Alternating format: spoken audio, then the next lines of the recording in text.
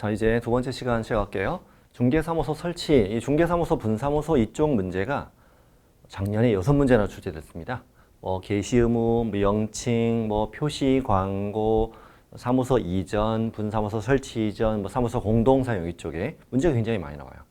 게시 의무 작년에도 나왔어요. 중개사무소 등록증 원본 좋아요. 분사무소는 분사무소 설치 신고 확인서 원본, 다 원본. 개공과 소공의 자격증도 원본.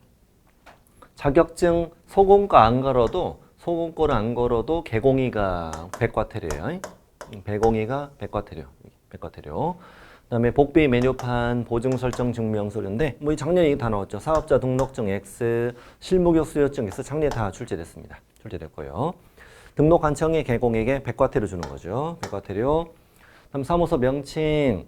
사무소 명칭과 5개 광고별 성명 필기 의무는 이 박스 밑에랑 같이 보는 게 좋아요.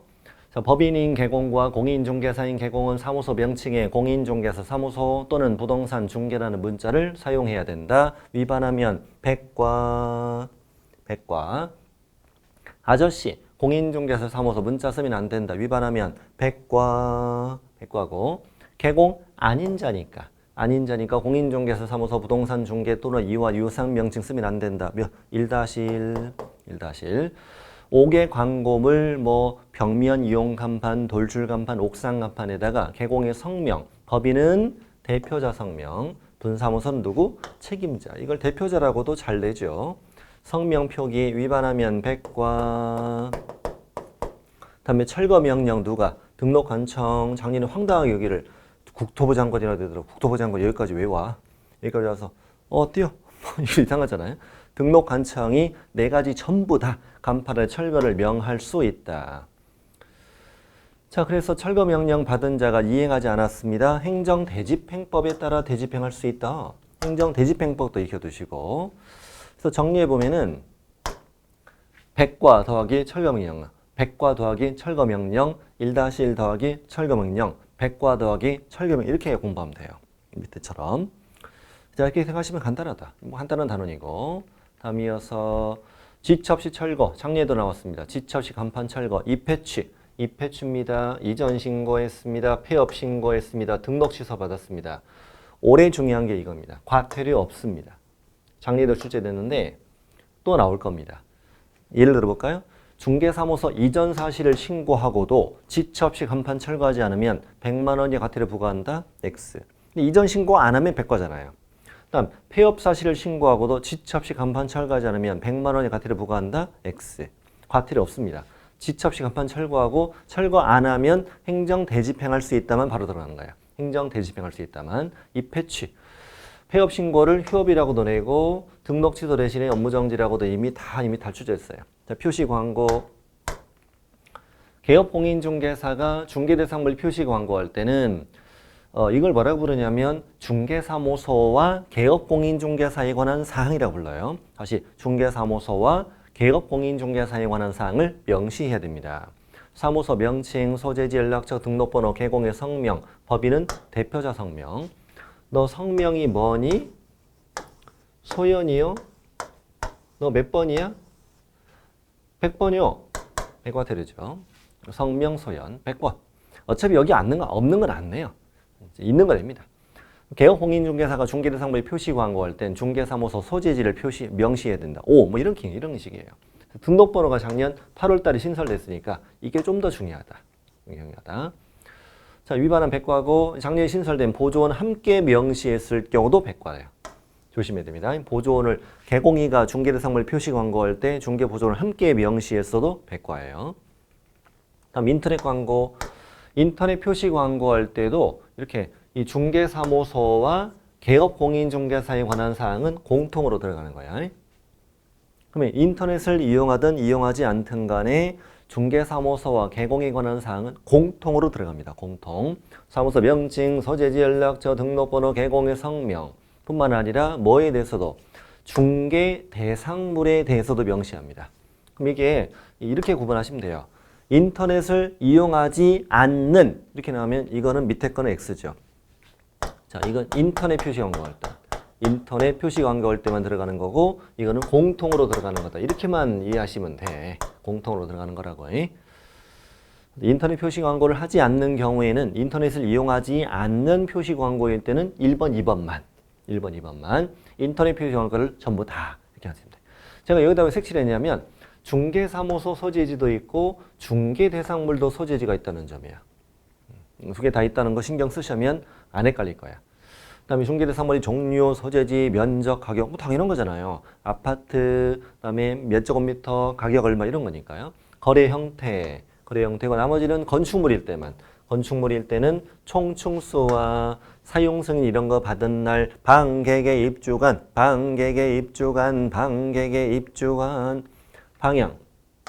방향, 방개수, 욕실 개수, 입주 가능일, 주차 대수, 관리비, 방객의 입주간. 구체적인 세부적인 표시 광고라고 하면 무조건 국장이 정해 고시한다가 답이에요. 이거는 무조건 이렇게 하시면 돼요. 이것도 등록관청이 개공에게 백과태료 주는 겁니다. 백과태료. 방객의 입주간 됐습니다. 다만 부당한 표시 광고 이것도 되게 중요합니다. 올해 부당한 표시 광고 금지. 이거는 등록관청이 개업공인중개사에게 500만 원의 과태료 부과하는데 주의할 점은 이게 등록관청 자리를 좀 조심해야 돼요. 이거를 국토부 장관 이렇게 출제할 확률이 아주 높습니다. 왜냐하면 우리 500만 원의 과태료는 국토부 장관이 부과하는 게 많죠. 우리 연수기획원 시도지사 부당 설명 이거는 등록관청 그다음에 운명 진검이 다 국장이 주잖아요. 그래서 국장이라고 낼 확률이 아주 높고 500만 원의 과태료다. 부당한 표시 광고 5가지가 있는데 아예 중개대상물이 존재하지 않습니다. 아예 존재하는 실제로 거래할 수 없는 중개대상물의 광고입니다. 이게 되게 느낌이 좀 형벌스럽다는 거 조심해야 돼. 이걸 뭐 1-1 또는 3-3 이렇게 나올 확률도 아주 높습니다. 형벌 쪽이 아닙니다. 과태료입니다. 과태료. 그다음에 가격 등 내용을 사실과 다르게 거짓으로 표시 광고했습니다. 과장 표시 광고했습니다. 가격 등을 다르게 표시 광고, 과장 표시 광고다. 1번, 2번이 제일 중요하고요. 그다음에 세 번째는 존재는 하는데 실제로 중개 대상이 될 수 없는 물건. 이건 뭐냐면 존재는 해요. 그러니까 매물로 나왔어요. 내와 있는데 다른 개업공인중개사가 의뢰받은 물건을 내가 그대로 보고 베껴서 내가 의뢰받은 것을 올려놓은 거예요.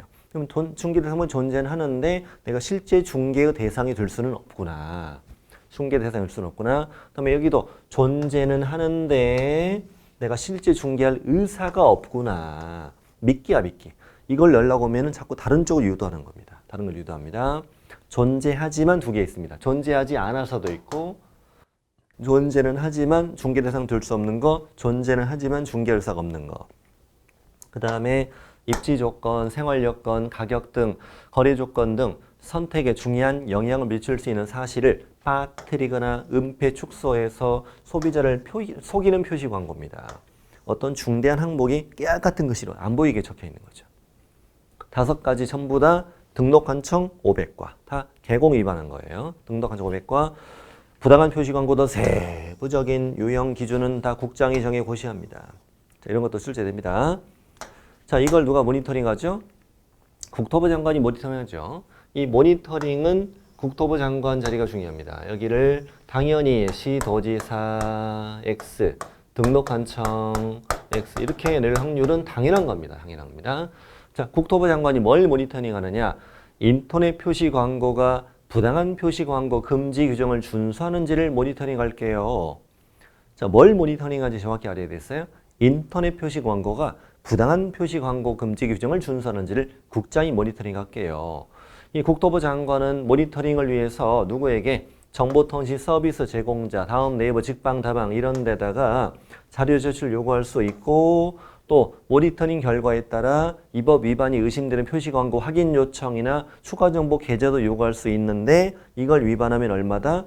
500관대 누구? 국장이다. 자세히 볼 필요 없고요. 시험 보다가 정보통신 서비스 제공자가 적혀 있다거나 모니터링이라는 단어가 꼭 나올 테니까 모니터링 적혀 있으면 그냥 무조건 국장 500. 국장 500. 부당한 표시 광고는 등록관청 500. 등록관청. 여기 모니터링은 국장 500. 이렇게. 좋아요. 이걸 국토부에서 직접 할 리가 없잖아요. 직접 운영할 리가 없으니까 모니터링 업무를 뭐 하죠? 위탁합니다. 모니터링 업무 위탁. 공정민, 공공기관, 정보 출연 연구기관, 민법에 따라 설립된 비영리법인, 여기 비입니다. 비. 민법이니까 비영리죠. 상법은 영리일 거고. 공정민, 모니터링 업무 위탁은 국장이 공정민에게 위탁합니다. 위탁을 국장이 공정민한테 위탁합니다. 또 있어요. 뭐 그 밖인데 그 밖이니까 4번은 잘 안 될 것 같고, 전문 인력이나 전담 조직 갖추었다고 국장이 인정하는 기관 단체 당연하잖아요. 국토부 장관은 위탁했으면 그 내용을 고시하고요. 예산도 지원할 수 있다. 이런 것도 시험에 나와요. 아직은 안 나왔겠지만 나와요. 자, 그러면 이제 이 공정민이가 모니터링 업무를 수행하는 겁니다. 지금부터 이제 모니터링 업무를 직접 수행해 볼까요? 모니터링 업무는 종류 몇 가지? 두 가지가 있습니다. 기본 모니터링과 수시 모니터링 두 가지가 있습니다. 기본과 수시. 기본은 어떻게 하는 거죠? 분기별로 실시하는 게 기본입니다. 그다음에 수시는 국장이 필요하다고 판단해서 실시하는 모니터링을 수시 모니터링이 한다. 뭐 이런 것도 기본적으로 바꿔치기 하는 거죠. 바꿔치기 이렇게 바꿔치기. 기본 모니터링은 국장이 필요하다고 판단해 실시한다. 잘 안 어울려. 수시 모니터링은 분기별 실시 조금 더 어울리네. 조금 더. 기본은 분기별, 수시는 필요하다고 인정할 때. 자, 그리고 모니터링 기관이 아까 공정민입니다. 모니터링 업무 수탁기관이라고 부르고도 줄여서 모니터링 기관이라고도 해요. 이 모니터링 두 가지 업무를 수행하려면 뭘 제출해라? 아하, 계획서를 국토부 장관에게 제출하세요. 기본 모니터링은 내년도 분기별로 4번 할 거잖아. 4번 할 거를 12월 31일까지. 수시는 뭐 하게 될 때는 한 거지. 중요한 건 3, 4, 5번이에요. 모니터링 기관 공정민의는 업무를 수행하였네. 결과 보고서를 국장한테 제출하세요. 결과 보고서를. 이게 이제 숫자가 중요한 거죠. 기본 모니터링은 분기 마지막 날부터 30일 안에 제출하시고, 수시는 완료하고 15일 안에 제출하세요. 이 중개사법이 15일이 매우 드문 숫자예요. 15일이 딱 2번 나오는데 여기 한번 나오고 또 한 번 어디 나오냐면 보증보험금이나 공제금이나 공탁금으로 손해배상했구나 15일 이내 보증보험 공제 다시 가입하거나 공탁금 중 부족한 금액을 보전해라. 거기 나와요. 기본 30일, 수시 15일. 그럼 국토부 장관은 결과보고서 받았잖아요. 이거를 시도지사와 등록관청에 통보해서 조사 조치를 요구할 수 있어요. 그러면 시도지사와 등록관청은 완료하겠죠. 완료하고 며칠? 또 10일 이내에 결과를 국장한테 통보해 주세요. 괄호 넣기 가능하겠죠. 30일, 15일, 10일. 구체적인 내용 누가? 구체적인 세부적인 국장이 정해 고시합니다. 자, 밑에 좀 정리한 게 있는데 표시광고 관련, 중개대상물 표시광고 관련 위반 시 제재. 개공이가 중개대상물 표시광고할 때 중개보존을 명시했다. 등록관청 100과. 등록관청 100과. 그다음에 중개대상물 표시광고할 때 중개사무소와 개공에 관한 사항을 명시하지 않았다. 인터넷 표시광고할 때 중개대상물에 대해서도 명시하지 않았다. 이것도 등록관청 100과. 등록관청 100과. 그다음에 개공이가 부당한 표시 광고를 했거나 이때는 등록관청 500과 뭐 이런 거. 자, 됐어요. 자, 되셨고, 자, 또 포상금 쪽이나 또는 뭐 우리 교란행위 하면은 이 표시 광고 관련된 내용 또 나올 거예요. 또 나올 거고. 자, 이제 중개사무소 분사무소의 이전입니다. 이전. 중개사무소 분사무소 이전. 일단 시험엔 관할지역 외로 이전이 시험에 잘 뜨죠. 관할지역 외로 이전하는 것이 시험에 잘 떠요.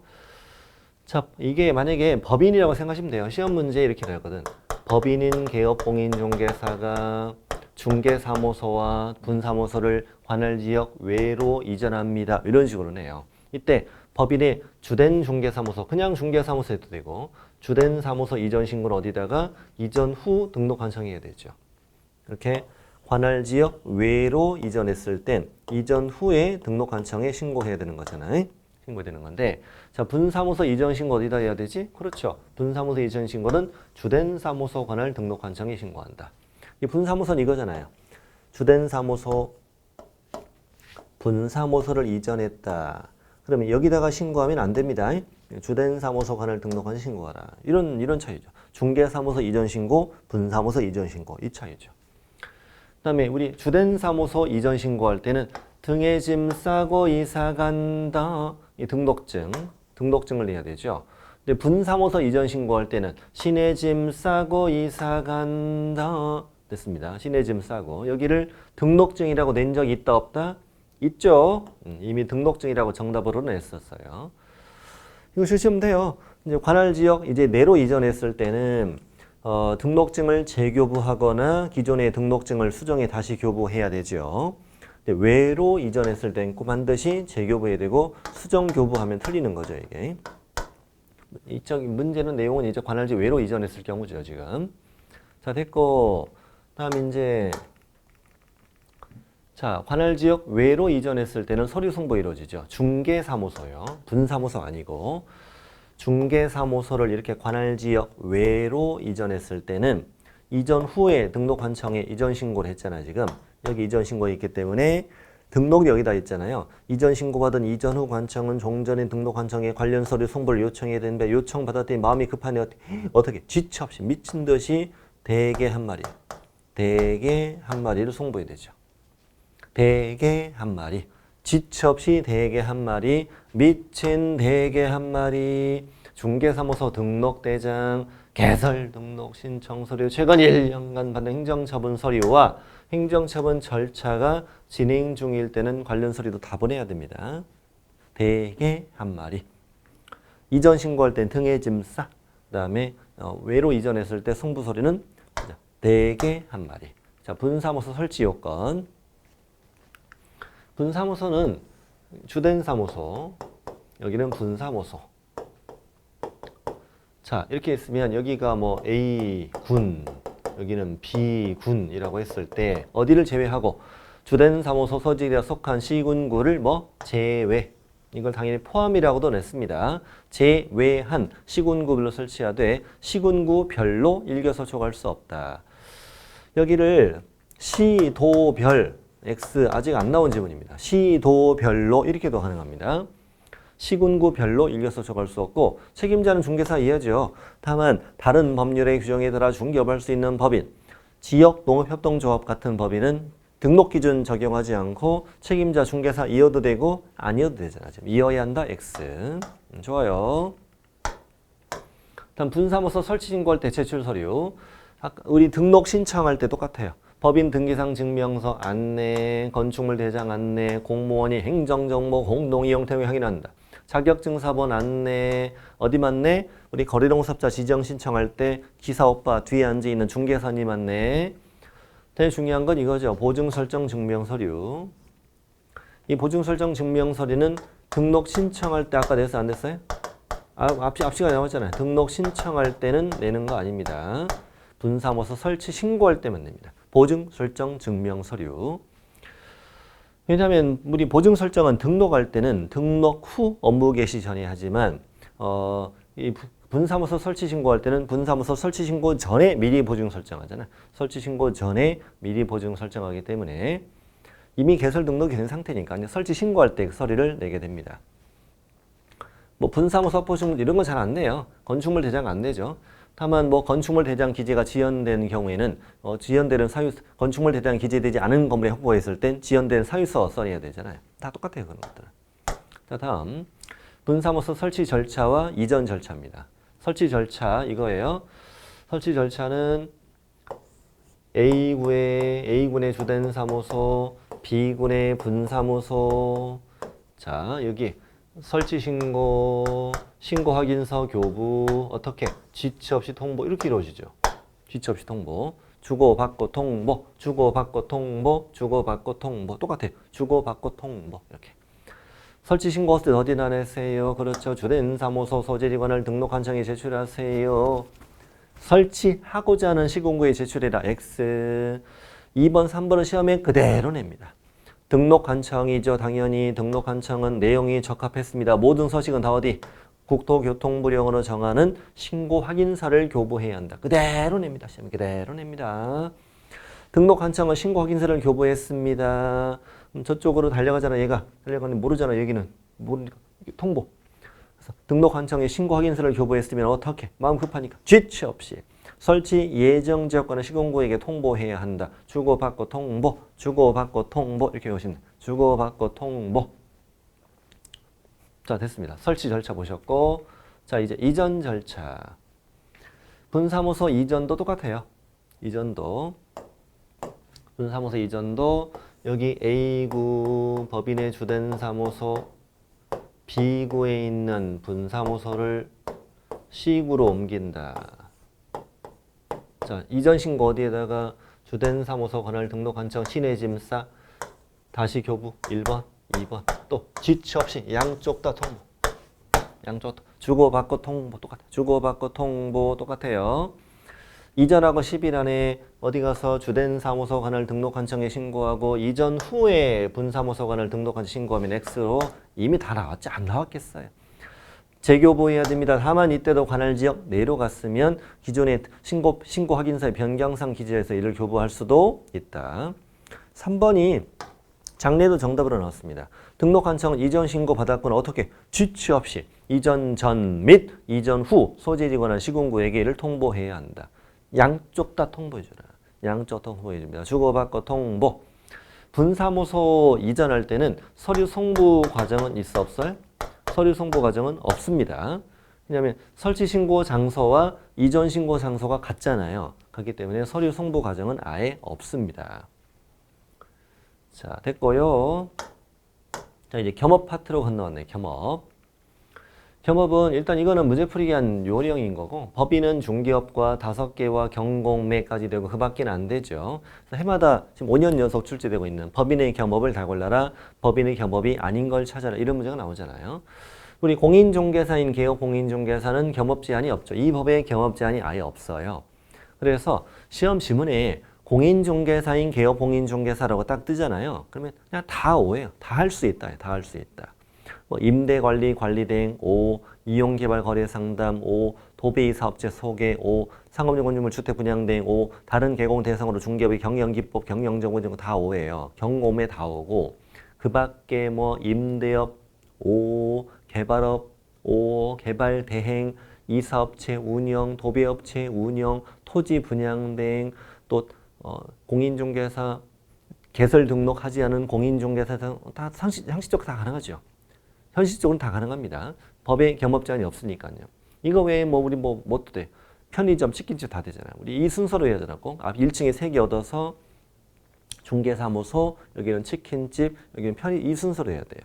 그래서 7시까지 중개업, 12시까지 치킨집, 그 다음에 새벽 6시까지 편의점, 내 건물이잖아. 자고 다시 또 이렇게, 이렇게 가능하다. 독하게 사는 거야, 인생은. 자, 아저씨는 뭐 빼고 경공매 빼고는 다 된다 이거야. 다 된다. 그래서 이 5개 업무는 모든 개공이 겸업할 수 있다. 좋아. 경공매 누구 빼고? 아저씨 빼고 되는 거야. 그 밖에는 누구 빼고? 법인 빼고는 되는 거야. 자, 시작합니다. 자, 법인인 개공의 겸업입니다. 겸업 위반은 임등치, 임겸업. 겸업 위반은 임등치, 임겸업. 임겸업 이렇게 외우면 돼요. 법인의 겸업이면 임겸. 이거 아주 잘 나오거든요. 임등치. 등록을 취소할 수 있다. 상업용 건축물과 주택의 임대 관리를 하는 등 부동산의 관리 대행할 수 있다. 임대 관리, 관리 대행. 임대업 X 이미 나왔어요. 이미 나왔습니다. 임대 관리, 관리 대행. 부동산의 이용 개발 거래 상담. 상담이 포인트예요. 이용에 관한 상담. 개발에 관한 상담, 거래에 관한 상담, 개발업 X, 개발대행 다 X입니다. 이거 다 아직 시험에 안 나왔습니다. 아주 유력한 후보로 밀고 있습니다. 꼭 개발 잡고 이야기만 해야 됩니다. 개발 잡고 흔들지 마세요. 개발 잡고 꼭 이야기만. 토킹 어바웃만 해야 돼. 자, 도배업체 소개, 이사업체 소개, 주거 이전에 부수되는 용역의 알선입니다. 여기를 이제 제공이라고도 냈었는데 왜냐하면 여기 제공이 여기 있잖아요. 이 안에 있는 단어를 막 활용하거든요. 활용하고 여기도 개발 대행 이렇게 되는 이유가 여기도 대행이 있잖아. 여기도 대행이 있고 여기도 대행이 있잖아요. 이게 이 안에서 많이 활용해서 틀리게 되고 막 그런단 말이에요. 물론 이거는 전통적으로 많이 나왔고 도비업체, 이사업체, 운영 X, 용역의 제공 다 X죠. 그 다음에 상업용 건축물 분양대행, 주택 분양대행. 상업용 건축물과 주택만 되는 거니까 택지 분양대행 X, 토지 분양대행 X, 작년에 출제된 주택용지 좀 너무하죠. 이 용지는 종이가 아니야. 땅이야, 땅. 주택용지 분양냉, 뭐 상업용 건축물 부지, 뭐 공장용지 다 틀리는 거죠. 틀리는 거고. 자, 요번은 누굴 대상으로? 개업공인중개사를 대상으로 중개업의 경영기법, 경영정보 제공인데 작년에 이렇게 나왔어요. 작년에 어떻게 나왔냐면은 법인인 개업공인중개사를 대상으로 그래도 OX, O예요. 자, 모든 개공 대상으로 하는 거니까 앞에 법인인 개공 대상으로 O, 공인중개사인 개공 대상으로 O, 부칙상 개공 대상으로 다 O예요. 다 O예요. 자, 오고 개설 등록하지 않은 공인중개사를 대상으로 하면 틀리는 거죠. 틀리는 거죠. 옛날에 공인중개사 시험 준비생 대상으로 웃기는 지문도 나왔죠. 네. 자, 겸업. 법인의 겸업이 있으면 법인의 겸업. 법인의 겸업을 보셨고, 자, 이제 경공매 파트. 경매 부동산에 대하여 권리 분석과 취득의 알선. 작년에 이 공매를 이 부자를 빼고 냈잖아요. 부자를 빼고 이렇게. 공매 대상 동산. 야, 좀 너무하잖아요. 네. 충격적, 어떤 분 충격받으시면 동산이 뭐냐 나보고서. 동산, 맛동산 같은 거라고. 동산이지, 부동산이 아니게 동산이지 뭐야. 뒷동산 아니야. 뒷동산은 부동산이야. 네, 동산입니다. 황당합니다. 경매 동산? 경매 대상 동산이 뭐야? 그럼 도대체 어떤 동산이 경매되죠? 뭐긴 뭐 냉장고, 세탁기, TV, 그거 집에 압력다시보다 경매하는 그거잖아요. 아, 그럼 우리가 앞으로 세탁기도 권리 분석해줘 이게 뭐 5만 원 이래? 자, 아유, 자, 경매 대상 부동산, 경매 대상 부동산의 권리 분석과 취득의 알선. 자, 다음에 경매 매수 신청 대리. 그다음에 공매 부동산에 대해서 권리 분석 취득의 알선, 공매 매수 신청 대리. 쪼개면 4개로 쪼개, 항상 4개 쪼개로 공부하는 게 편해요. 하는 거. 일단 공매는 법원에서 하는 게 아니에요. 이제 대표적인 게 국세 지방세를 체납한 거예요. 체납하면 체납자산을 압류하고 이걸 자산관리공사를 보내가지고 이걸 공매, 입찰방법으로 파는 걸 말합니다. 자, 경매는 법원에서 하는 것이고 이 4개로 쪼갰는데 이 중에서 뭘 하고 싶다면 자, 경매, 매수 신청 대리 이거를 하고 싶다. 이걸 하고 싶다면 별도로 등록해야 되는 거죠. 어떻게 됐었죠? 예전에 이렇게 했었잖아. 자격증을 따거라, 법인을 만들거라, 그 다음에 등록관청에 개설 등록해서 나는 뭐가 되면 개업공인중개사가 되면 지방법원에 찾아가서 또 등록을 하면 나는 매수신청 대리인 이렇게 부르잖아요. 매수신청 대리인 이렇게 부르잖아요. 이런 과정으로 하는 거잖아 우리. 자격증 따서 바로 가는 거 안 되고 우리 저 뒤에 가서 배웁니다. 이걸 하려면 별도의 등록이 필요하다고. 그래서 여기 경매, 매수신청 대리, 대법원 규칙에 따라 법원에 등록해야 된다 이거예요. 이 4군데가 정확히 일치되어야 돼.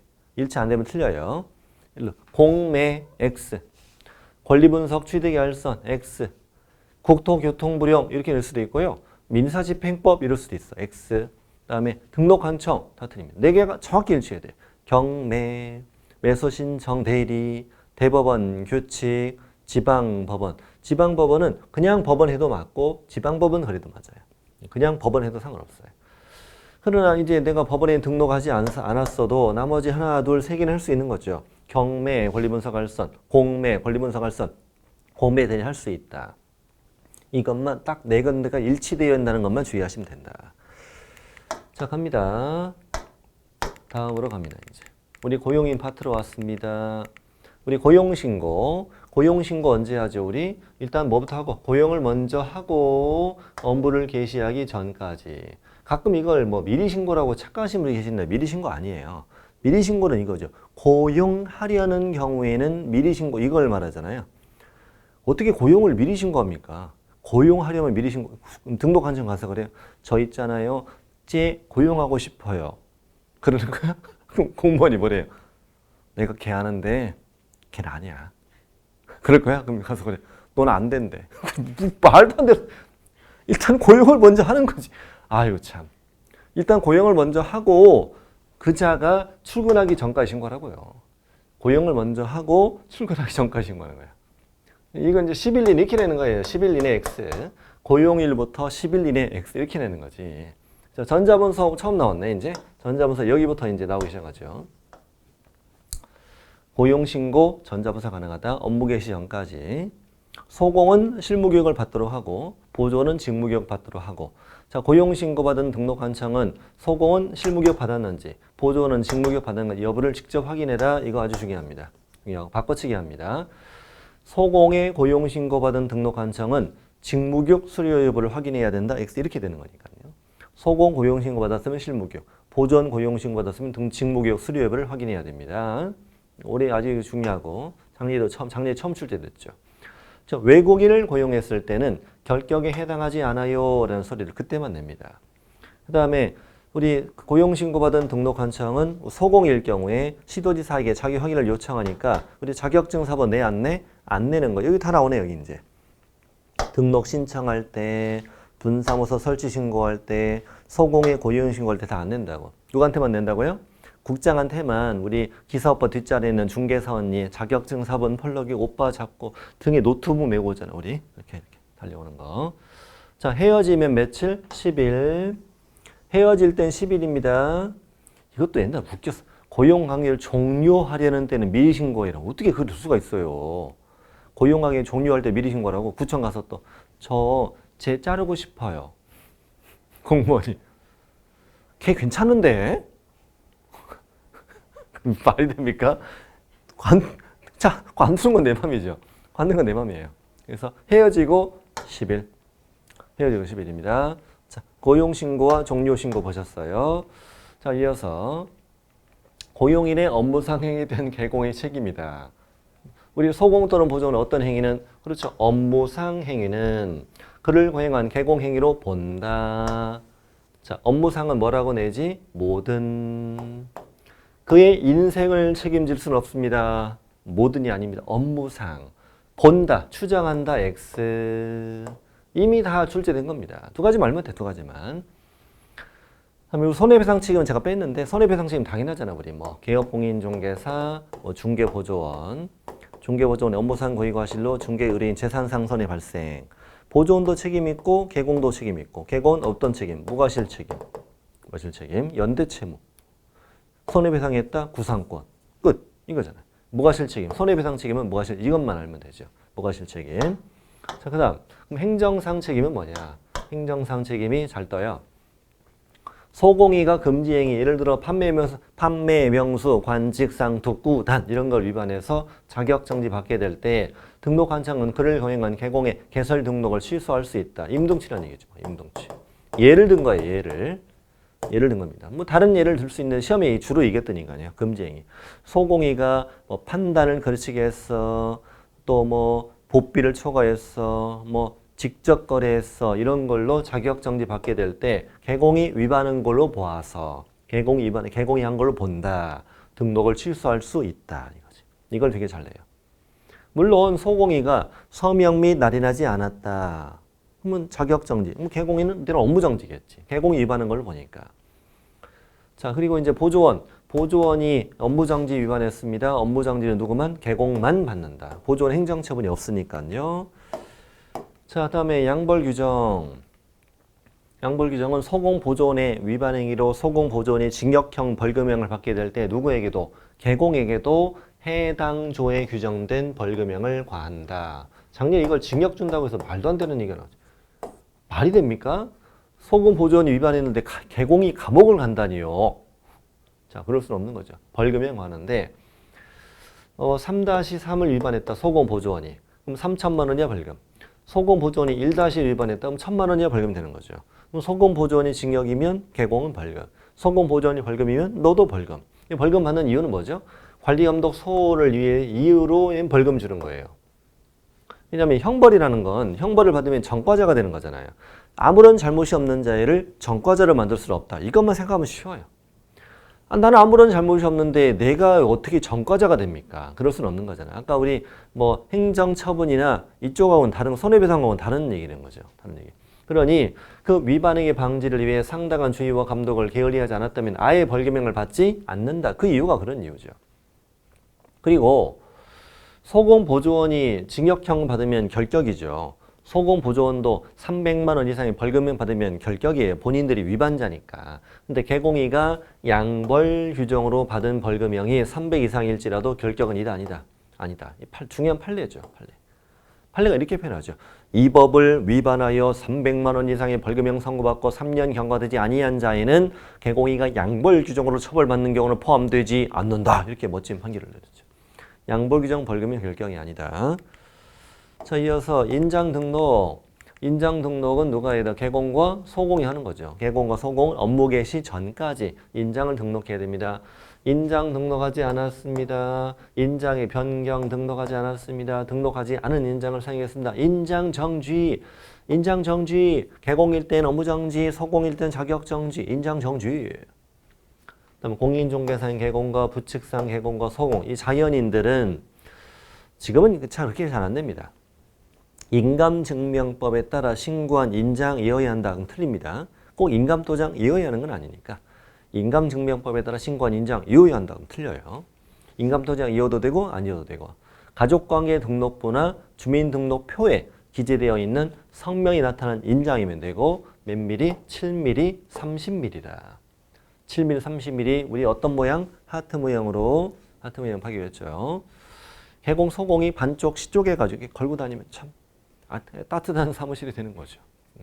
소공이가 중개 업무를 수행했다. 그때 하트의 합체가 딱 이루어지는 거죠. 같이 찍으니까요. 사이 안 좋으면 등 대고 찍고 이렇게. 자, 됐습니다. 7mm, 30mm. 자, 7cm, 30cm라고 안 나와요. 30cm 말이 됩니까 이게? 둘 다 허리 나갑니다. 자, 7mm, 30mm. 자, 그다음에 법인은요. 개인들이야 뭐 실명 인장 7mm, 30mm면 되는 건데 이제 법인은 그 법인 인감 있죠. 이왕이면 항상 나올 때마다 정확히 개념을 잡으세요. 법인 인감 있죠. 법인 인감은 관할 등기소요. 관할 등기소에 신고합니다. 그 개인은 주민센터 인감 신고하잖아요. 법인 인감은 관할 등기소에 신고하는데 이런 법인 설립 등기 같은 것들을 상업 등기라고 불러요. 상업 등기 규칙에 따라 신고한 그 법인의 인장을 등록관청에 등록해라 이 말이에요. 이게. 상업등기 규칙에 의하여 여기다 신고했던 법인의 인장이어야 한다. 좋아요.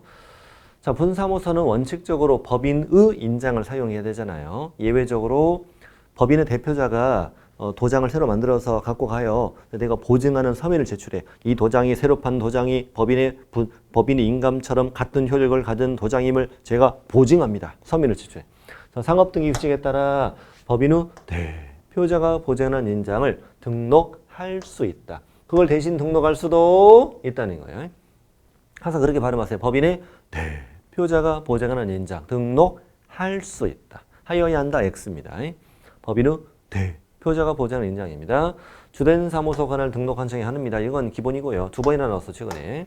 그 다음에 인장 등록 업무 기일 전에 해야 합니다. 다만 등록 신청 같이 할 수 있다. 고용 신고 같이 할 수 있다. 이걸 하여야 한다. X죠. 시험에 나온 적 있게 없게요. 한 번도 안 나왔지요. 같이 해야 된다. 한 번도 안 나왔어요. 가능합니다. 해야 된다는 업무 개시 전입니다. 인장 변경 며칠? 7일. 변경일부터 7일 이내입니다. 변경하고 7일이에요. 변경하려는 경우에 미리 등록할 수 있어 없어요? 없죠. 말이 됩니까? 그게 어떻게 합니까? 변경하고자 할 때는 7일 전까지요. 그럼 아직 변경 안 가서 저 있잖아 이런 도장으로 바꾸려고요. 웃기고 있네요. 공무원이 그대로 안 파오게만 해봐 너. 뭐 이런 거잖아요. 일단 바꿔 일단. 제발 일단 바꾸고 7일 안에. 자 7자 2번 나오죠. 7mm 7일. 7mm 7일 됐습니다. 그래서 이 7차 색깔이 7이 되는 거예요. 7 인장이 7자 2번 나옵니다. 다음 휴폐업. 이 동네는 다 어떤 신고? 미리 신고. 미리 신고라는 거. 3월 초과 휴업을 하고자 할 때, 폐업을 하고자 할 때, 휴업 기간을 변경하고자 할 때, 중개업을 재개 다 미리 신고죠. 미리 신고. 중개사법 유일한 이게 미리 신고예요. 미리 신고. 이게 미리 신고라고요. 나머지 다 사오신 거예요. 사오신 거. 자, 3개월 초과 휴업을 하고자 할 때는 신고서에 이게 중요해요. 등록증 첨부. 등록증 첨부에서 미리 신고해라. 3개월 이하 휴업 신고할 필요 없죠.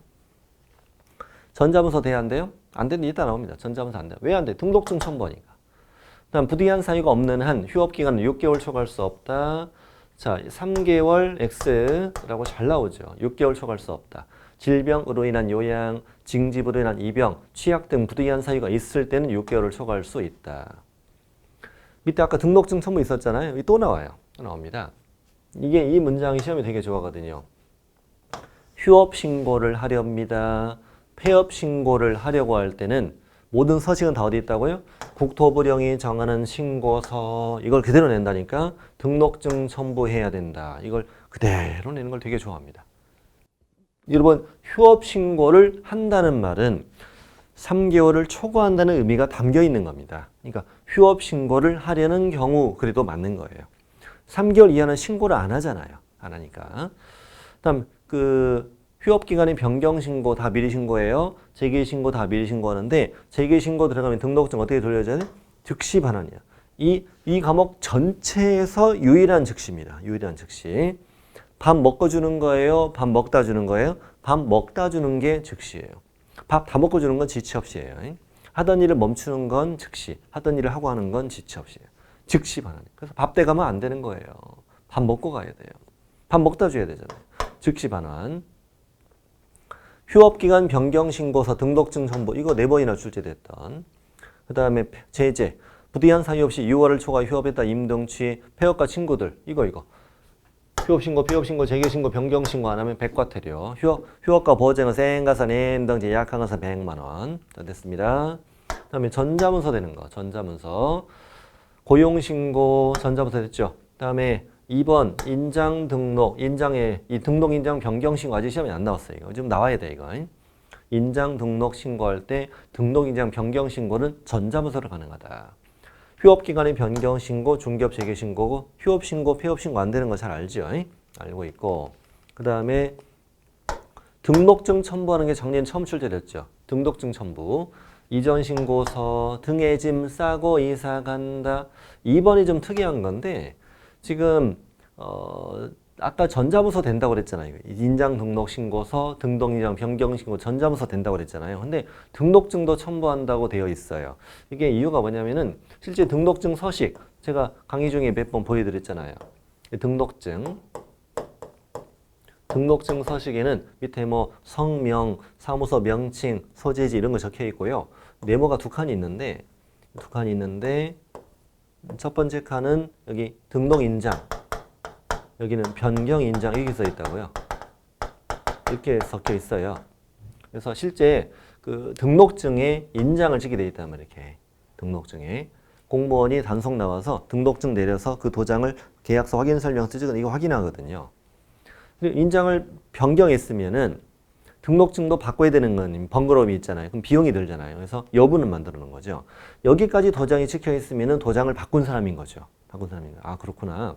그러니까 이 등록증 갖고 와야 되니까 전자문서 안 돼야 되는 것이 원래 정상이잖아요. 정상인데 전자문서 되는 것이 앞뒤가 좀 안 맞게 만들어져 있는데 제가 국토부에 직접 확인해 봤습니다. 확인해 봤더니 실수로 잘못 만들어졌다. 소속 공인중개사는 전자문서 해도 되죠, 이거를. 근데 개공이라면 안 되는 거죠. 등록증을 가지고 와야 되니까요. 그럼 문제 법이 잘못됐어도 법은 법이니까 어떻게 푸냐면 전자문서도 되고 안 되고 등록증 첨부도 하고 안 하고 이렇게 문제 풀어야 돼요. 그다음에 등록증 첨부 휴업신고서, 폐업신고서 작년에 이거 출제된 거잖아요. 다만 분사무소 휴폐업신고서에는 신고 확인서를 첨부하는 거죠. 등록증이 아니지. 등록증이 아니고 이번 시간 여기까지예요. 자, 단원 끝났고 이제 중개계약부터 세 번째 시간에 계속되겠습니다.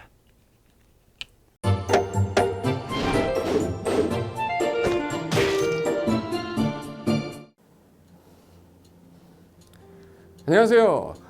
부동산 공법을 강의하는 고상철입니다. 자, 제가 이번 시간에 말씀드릴 건 뭐냐면 공인중개사를 여러분이 공부하시다 보면은 여러 가지 자료들, 뭐 OX 문제라든지 어떤 요약된, 집약된 자료, 뭐 PPT 자료 이런 것들이 많은데 그 일일이 출력하다 보면 여러분들이 보관하고 하는데 불편함이 있어서 그런 것들을 좀 약간 또 해소도 하기 위해서 또 다른 사람들하고 커뮤니티도 뭐 할 수 있기 때문에 저희는 네이버 밴드라는 어플을 좀 활용할 건데요. 그 네이버 밴드에다가 자료를 올려놓은 거를 내가 다운을 받고 내가 보는 방법에 대해서 알려드릴 테니까 이 부분에 대해서 제가 시작하는 거 똑같이 따라 하시면 설치부터 사용 방법까지 말씀드릴 테니까 그대로 따라오시면 됩니다. 자, 1단계 네이버 밴드 어플을 다운받습니다. 자, 그럼 네이버 밴드 다운을 어떻게 받냐? 자, 플레이스토어 우리 안드로이드 버전으로 갈게요. 그래서 플레이스토어를 누르시면 화면이 바뀌면서 지금은 이제 컴퓨터 화면을 제가 이제 좀 크게 보이게끔 해놓은 거라서 여러분 핸드폰에는 아마 맨 위에 여기 검색창이라는 게 있을 건데 여기다가 제목을 넣는 거예요. 제목을 뭐라고 쓰냐면 네이버 밴드 아니면 밴드 이렇게 쳐도 돼요. 밴드 치면 제일 상단에 나오죠. 그래서 이제 네이버 요 밴드가 요 초록 색깔 바탕에 B자예요. 밴드. 그래서 이제 여러분은 설치 누르시면 됩니다. 자, 2단계 그럼 네이버 밴드를 일단 들어가셔야 돼요. 들어가서 검색하기 전에 밴드 어플을 누르면 위측 상단에 이 돋보기 모양이 있을 거예요. 이 돋보기 모양을 누르기 전에 우리가 이제 검색을 해야 되잖아요. 누르시면 검색 컨트롤 가요. 여기다가 우리 공수모라고 치면 돼요. 공수모 치고 엔터 치면 이제 그동안 이제 우리 공수모 관련된 게 나올 건데 제일 상단에 있을 겁니다. 그래서 여기 네이버 33개가 밴드가 나왔는데 그 중에 여기가 1등이죠. 자, 그럼 이제 3단계 해당 공수모 밴드로 들어갔습니다. 그럼 들어가시게 되면 가장 첫 화면에 공인중개사 수험생 모임이거든요. 원래 그 수험생들만 위한 모임이기 때문에 시험 정보하고요. 어떤 자료들이 있어요. 뭐 OX 문제, 뭐 오지선다 문제, 그리고 이제 요약된 자료들 그런 거 공부할 수 있는 활용하는 어떤 밴드고요.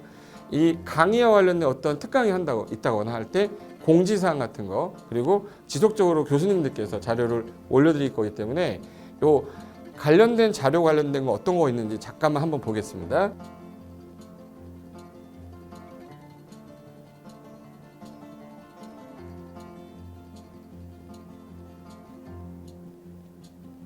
자, 그러면 4단계로 갈게요. 또 다른 꿀팁 하나 말씀드리겠습니다.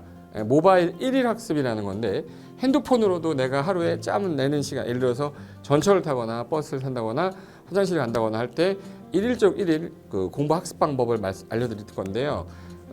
메인 화면에서 위로 좀 올라가면은 모바일 1일 학습이라고 나올 거예요. 여기 있습니다. 모바일 1일 학습이라고 해서 시험 과목에 따른 문제가 나올 거예요. 그러면 여기를 올리시면은 여러분이 이제 그 시간 안에 이 문제에 대한 것을 읽어본 다음에 여기서 정답과 해설은 바로 보여지면 이거는 암기가 돼버리기 때문에 정답 해설은 맨 밑에 안 보이게 숨겨놨어요. 그래서 현재 밑으로 쭉 내리면 인지에 가서 쭉 내리면 요때 답이 나와요. 댓글이라는 게 있어요. 내가 쓴 거는 내가 확인할 수 있잖아요. 그래서 요 댓글 표시 보시면은 이런 거는 표정 좋아요 한번 눌러주는 거예요. 그럼 여기서 내가 좋아요 그러면서 뭐 선생님 사랑해요 해도 되고 좋아요 이런 거 눌러주신 다음에 그 다음에 밑으로 가면 이제 댓글을 쓸 수 있어요. 그래서 정말 궁금한 부분에 대해서 댓글 남겨주시면 확인이 되는 경우에 바로 답글을 올릴 수 있게끔 실시간으로 할 수 있을 것 같습니다. 자, 지금까지 과정과 같이 공수모 밴드예요. 공인중개사 수험생 모임 밴드를 줄여서 우리 공수모 밴드라고 하는데 이렇게 가입하시면 여러 가지 자료들 업데이트되는 거, 개정되는 부분 신속하게 받아들일 수 있기 때문에 아마 여러분 학습하는데 도움이 많이 될 겁니다. 그래서 꼭 가입하셔서 좋은 자료도 받고 매일매일 학습하시면서 도움 되셨으면 좋겠고요. 자, 여러분의 합격을 진심으로 기원하겠습니다.